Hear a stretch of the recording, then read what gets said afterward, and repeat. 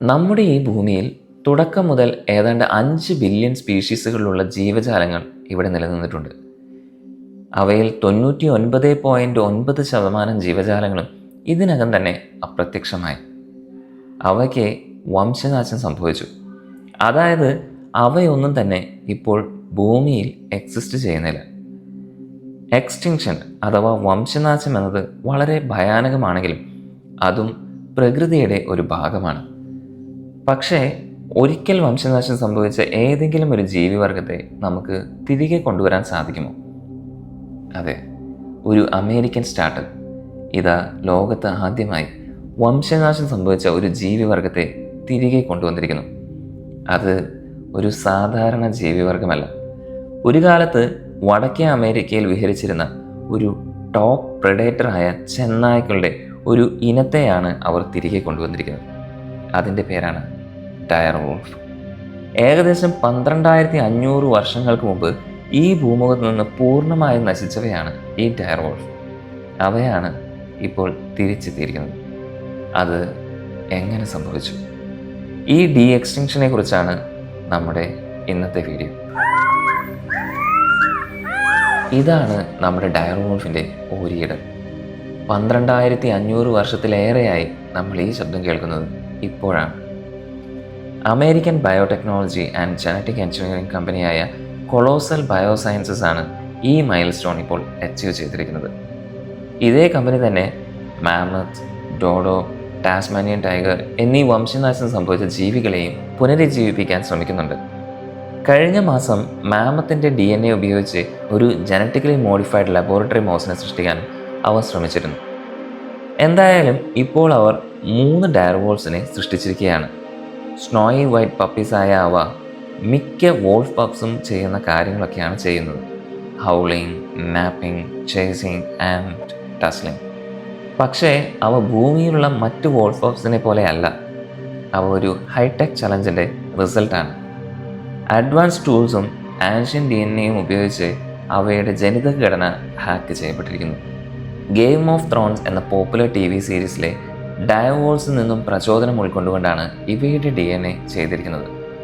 വംശനാശം സംഭവിക്കുന്നതുവരെ വടക്കേ അമേരിക്കയിൽ വിഹരിച്ചിരുന്നവരായിരുന്നു ഈ ടോപ്പ് പ്രൊഡക്റ്റേഴ്സ്. ഗ്രേ വോൾഫ്സിനേക്കാൾ വലിപ്പം കൂടുതലായിരുന്ന ഇവയ്ക്ക് വീതിയുള്ള തലയും കട്ടിയുള്ള രോമവും ശക്തമായ താടിയെല്ലും ഉണ്ടായിരുന്നു. അമേരിക്കയിലുടനീളം ഇവയുടെ ധാരാളം അവശിഷ്ടങ്ങൾ കണ്ടെത്തിയതിനാൽ ശാസ്ത്രജ്ഞർക്ക് ഇവയുടെ ഈ സ്പെസിഫിക്കേഷൻസ് ഉറപ്പായും അറിയാമായിരുന്നു.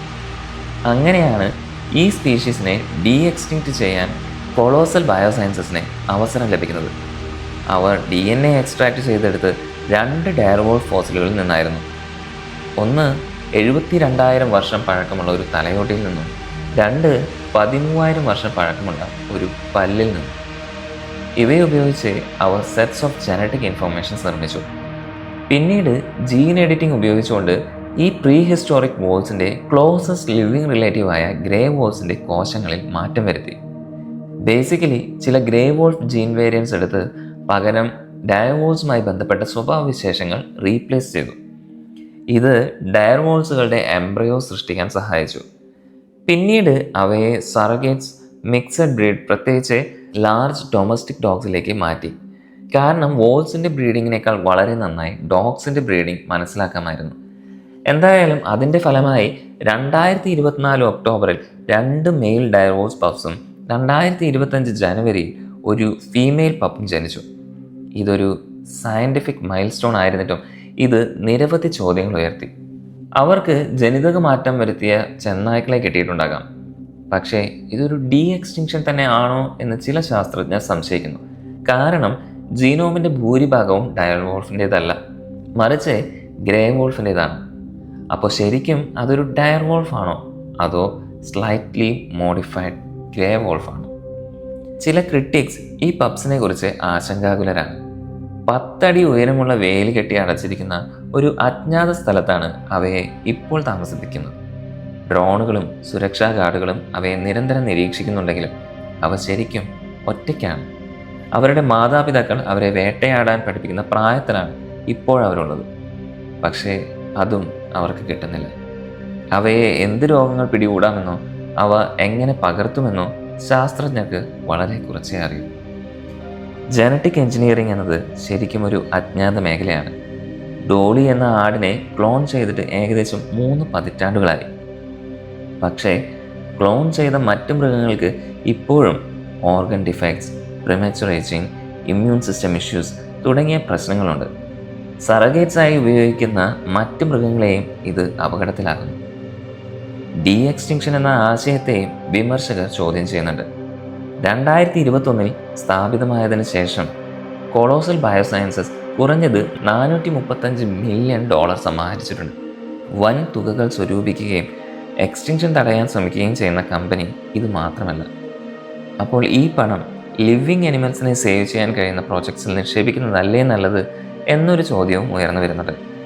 ഹൈബ്രിഡ് ക്രീച്ചേഴ്സിനെ വളർത്തുന്നതിന് പകരം ലോകമെമ്പാടുമുള്ള വംശനാശ ഭീഷണി നേരിടുന്ന 47,000-ൽ പരം ജീവജാലങ്ങളെ സംരക്ഷിക്കാൻ ഇതിലൂടെ കഴിയും. വംശനാശം സംഭവിച്ച ചെന്നായ്ക്കളെ ബ്രീഡ് ചെയ്യുന്നത് ഒരു സയൻറ്റിഫിക് ബ്രേക്ക് ത്രൂ ആണ്. പക്ഷേ അതിൽ നിരവധി സങ്കീർണതകളുണ്ടാകാം. ഇതിൽ നിങ്ങളുടെ അഭിപ്രായങ്ങൾ എന്തൊക്കെയാണ്? എന്തായാലും ഇന്നത്തെ വീഡിയോ നിങ്ങൾക്ക് ഒരുപാട് ഇഷ്ടമായി എന്ന് ഞാൻ വിശ്വസിക്കുന്നു. അടുത്ത വീഡിയോയിൽ വീണ്ടും കാണുന്നത് വരെ ബൈ.